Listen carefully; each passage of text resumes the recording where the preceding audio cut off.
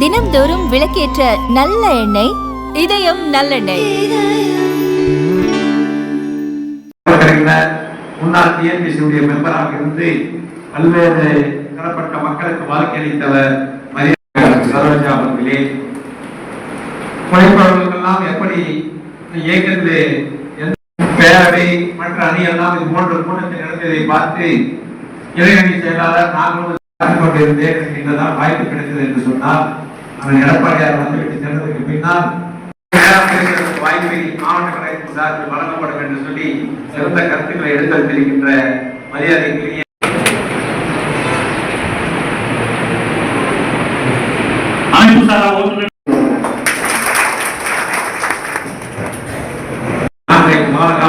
நாம் உழைக்கின்ற உழைப்புதான் ஒவ்வொரு தொழிலுடைய வெற்றி. ஆக அதற்கு அண்ணன் அவர்கள் நிறைய பணியை கொடுத்திருக்கின்றார். நேற்றைய தினம் ஐடிவியினுடைய செயலாளர் முரளி அவர்கள் சென்னை சென்று ஒரு கூட்டத்தை இங்க தலைவர் நடந்த கூட்டத்திலே சென்று கலந்து வருவதற்கு முன்பாகவே எங்களுக்கு தொலைபேசியில் அழைப்பு வந்தது.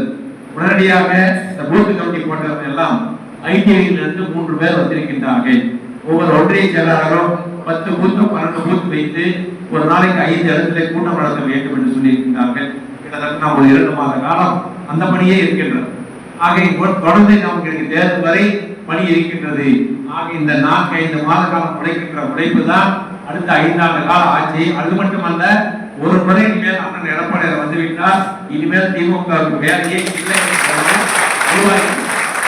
அது போன்ற சூழ்நிலை நன்றாக இருக்கின்ற காரணத்தினால் நாம் அதை அறுவடை செய்ய வேண்டும். அந்த அறுவடை என்பது நாம் ஒவ்வொருவரும் அவங்க பொய்யை சொல்லி வாக்கினை கேட்பார்கள். நாம் நடப்பதை மக்களிடத்தில் எடுத்து சொல்ல வேண்டும்.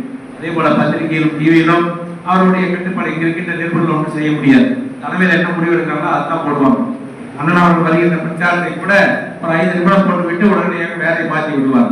ஆகையால் அதையெல்லாம் நாம் பார்க்காமல் மக்களை நேரடியாக தெரிவிக்கணும். இதெல்லாம் நான் பின்னால் ஒரு கூட்டம் போட்டு எப்படி செயல்பட வேண்டும்.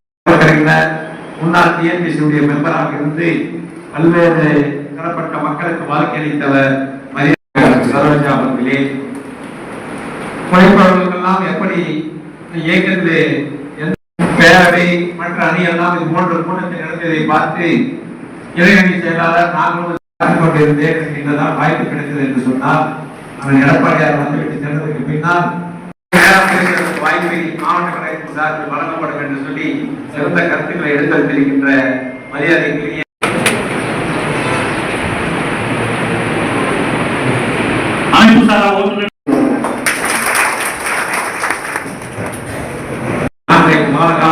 நாம் உழைக்கின்ற உழைப்பு தான் ஒவ்வொரு தொழிலுடைய வெற்றி. ஆக அதற்கு அண்ணன் அவர்கள் நிறைய பணியை கொடுத்திருக்கின்றார். நேற்றைய தினம் ஐடிவியினுடைய செயலாளர் முரளி அவர்கள் சென்னை சென்று ஒரு கூட்டத்தை இங்க தலைவர் நடந்த கூட்டத்திலே சென்று கலந்து வருவதற்கு முன்பாகவே எங்களுக்கு தொலைபேசியில் அழைப்பு வந்தது. உடனடியாக இந்த பூத் கமிட்டி போன்றவர்கள் எல்லாம் ஐடிவியிலிருந்து 3 பேர் வந்திருக்கின்றார்கள். ஒவ்வொரு ஒன்றிய செயலாளரும் 10 பூத் 12 பூத் வைத்து ஒரு நாளைக்கு 5 இடத்திலே கூட்டம் நடத்த வேண்டும் என்று சொல்லியிருக்கின்றார்கள்.